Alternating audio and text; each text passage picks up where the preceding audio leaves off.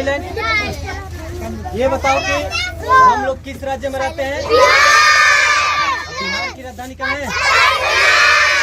हमारे शरीर में कितना हड्डी होता है? 206। हम लोग किस महाद्वीप में रहते हैं? और सबसे बड़ा महाद्वीप कौन सा है? इसके राष्ट्रपति का नाम क्या है? और जीरो का खोज किसने किया? त्रिभुज में कितनी भुजाएं होती है? और जो गोलाकार होता है सर्किल, इसको क्या बोलते हैं? इस तरह से आप शिक्षा देते हैं तो क्या शिक्षा देने के लिए यहाँ के इनके गार्जियन तैयार हो गए जिस वक्त आपने शुरुआत करने की प्रयास करा? देखिए सर, जब हम इस चिमनी के ईंट भट्टे से गुजर रहे थे तो ये बच्चे मिट्टी धूल में खेल रहे थे और मैंने देखा कि ये बच्चे मिट्टी धूल में खेल रहे हैं, इनका स्वास्थ्य बिगड़ सकता है। और एक गरीब मजदूर के बच्चे हैं, एक और गरीबी के साथ साथ एक और बड़ी संकट आ जाएगा जो स्वास्थ्य का संकट है।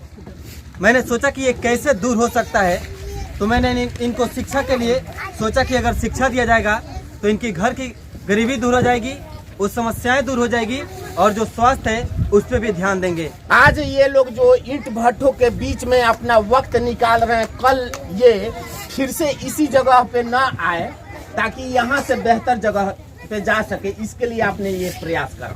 क्योंकि इनके माँ बाप खुद बोलते हैं कि हम अपना मजदूरी कर लेते हैं और हमारे बच्चों को अच्छी शिक्षा मिल जाती है, जो कि हमारे बच्चे पहले बोल नहीं पाते थे, किसी से बात नहीं कर पाते थे। वो बातें जाते हैं तो घर में आप जो पढ़ाते हैं उसके अनुसार हमसे बात करते हैं, उन शब्दों का प्रयोग करते हैं जो हमने नहीं सोचा था। ये बेहतर विकल्प हमने और बेहतर इससे जगह हमने ये कहा कि ये बच्चे फिर से इस जगह पे कार्य न कर सके इनके गार्जियन के हाथ। जो आज इनके माता पिता यहाँ पे कार्य कर रहे हैं, कल होकर के जो आप शिक्षा दे रहे हैं, शिक्षा पूर्ण हो जाने के बाद कल होकर के उनके माता पिता के जैसा इनको कार्य नहीं करना पड़े, बेहतर कार्य कर सके। इससे अगर इनको शिक्षा मिल जाएगी तो सर ऐसे काम न करेंगे जो कि धूप में जलना पड़ता है। और तमाम जो 10 से 12 घंटे का ड्यूटी होता है, ये ठंडे का दिन हो या गर्मी का दिन हो, पेट के लिए तो करना पड़ेगा। लेकिन ये पढ़ लिख लेंगे तो अपने हिसाब से जो भी सोचना होगा सोचेंगे उस ज्ञान के हिसाब से, और अपने जीवन में कुछ ऐसा करेंगे जिससे कि इनको उन ऐसी कठिनाइयों का सामना न करना पड़े। लगता नहीं है सर कि शिक्षा एक व्यवसाय हो गया है? जी सर, शिक्षा को जो व्यवसाय बनाए हैं उनको बनाने दीजिए, लेकिन मेरे हिसाब से ये है कि शिक्षा हर गरीब मजदूर के बच्चों तक जानी चाहिए जो वंचित हैं। लेकिन लोग बोलते हैं कि एक नए बिहार का निर्माण होना चाहिए, एक शिक्षित राज्य का निर्माण होना चाहिए। जब आप शिक्षा को पैसे से नाप तोल कीजिएगा तो क्या किसी राज्य का और किसी राष्ट्र का निर्माण होगा? कोई राज्य शिक्षित हो सकता है? ये गरीब मजदूर के बच्चे जिनके माँ बाप मजदूरी करते हैं, उनके पास पैसे कहाँ से आएंगे कि वो शिक्षा में उतना अपना इन्वेस्ट करेंगे और बच्चों को शिक्षा देंगे। इसलिए मैंने इन बच्चों को शिक्षा देने का निःशुल्क काम शुरू किया है, जिससे बच्चे पढ़ करके अपने राज्य और देश के बारे में कुछ नई तकनीक के बारे में सोच सके। क्या आपके भांति उनको भी आगे आने चाहिए ताकि ऐसे गरीब बच्चों का आगे की तरफ शिक्षा बढ़ सके, आगे उनको शिक्षा मिल सके, इसलिए उनको भी आगे पहल करना चाहिए इस कार्य को? जी सर, मैं तो कहता हूँ कि पूरे बिहार के जितने भी युवा हैं इसमें शामिल हों और अपने क्षेत्र में, अपने एरिया में जो भी ऐसे मतलब अशिक्षित और जो गरीब मजदूर के लड़के हैं उनको शिक्षा की तरफ भेजें। और उनके पास अगर समय नहीं है, शिक्षित नहीं कर सकते हैं, तो कम से कम इतना तो उस गरीब माँ बाप से बोल सकते हैं कि आप अपने बेटे और बेटियों को शिक्षा दीजिए, जिससे कि आपका भविष्य और आपके बच्चे का भविष्य संवर सकता है।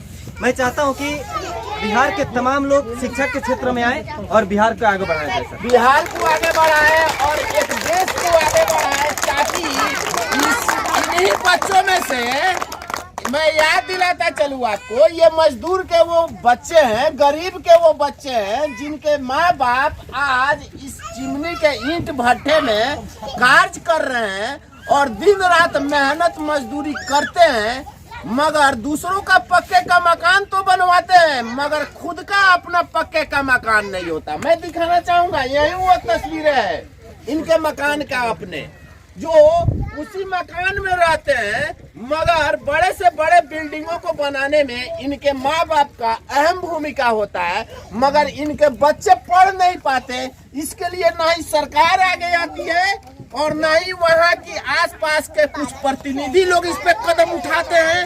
हालांकि बहुत काबिले तारीफ की बात कही जाएगी शिक्षक महोदय जी का, जो कहीं ना कहीं अपने कीमती वक्त को निकाल करके इन बच्चों को शिक्षा देने में अग्रसर हुए और आगे बढ़े, ताकि इन बच्चों में वो शिक्षा प्राप्त हो सके। हम लोग को गिनती आता है, चलो एक बार सारा कोई खड़ा हो जाओ, एक बार सब कोई गिनती को गिनो तो।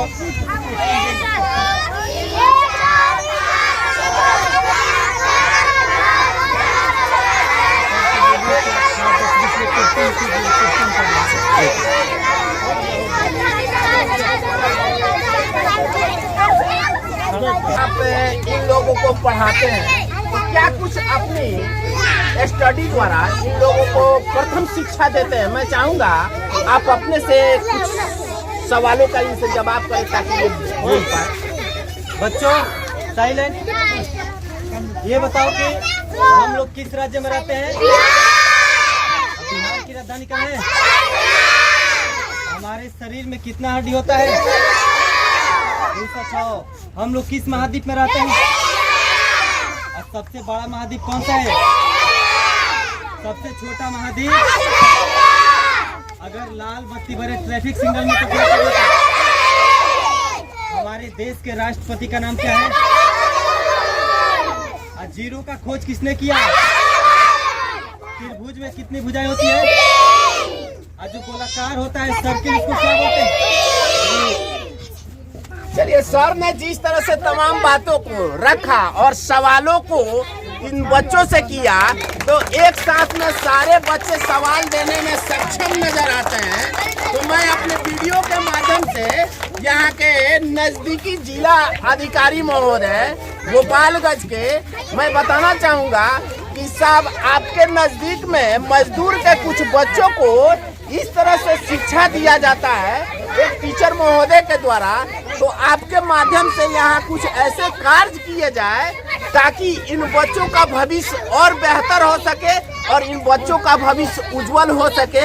इसलिए मैं नजदीकी जिला अधिकारी महोदय से और मैं बिहार गवर्नमेंट से ये बताना चाहूँगा कि सर द्वारा जिस तरह से कार्य को किया जा रहा है, निःशुल्क व्यवस्था में तमाम गरीब के मजदूरों को आज शिक्षा प्रदान किया जा रहा है, तो कहीं ना कहीं ये काबिले तारीफ की बात है। और इस पे बिहार सरकार और स्थानीय जिला अधिकारी महोदय इस बात की संज्ञान लेंगे और यहाँ पे इन बच्चों को बेहतर शिक्षा और आगे मिल सके, इसके लिए कोई न कोई एक ऐसी ठोस प्रारूप करे ताकि इन बच्चों को हमेशा शिक्षा मिल सके। फिलहाल इस रिपोर्ट में इतना ही। तमाम खबरों के साथ आप हमारे साथ बने रहे। एम मीडिया बिहार के साथ मैं दिलीप कुमार। जय हिंद, जय भारत। भारत माता की